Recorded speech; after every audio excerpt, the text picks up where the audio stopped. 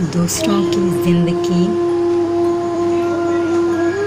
جہنم بنا کر سجدوں میں جنت مانگتے ہیں لوگ۔ بہت کچھ ہوتا ہے لوگوں میں، بس احساس نہیں ہوتا۔ بہت عجیب دنیا ہے، یہاں جھوٹ نہیں،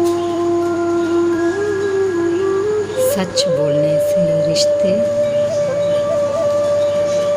ٹوٹ جاتے ہیں۔ بے مطلب کی زندگی کے سلسلے ختم۔ اب جس طرح کی دنیا اس طرح کے ہم۔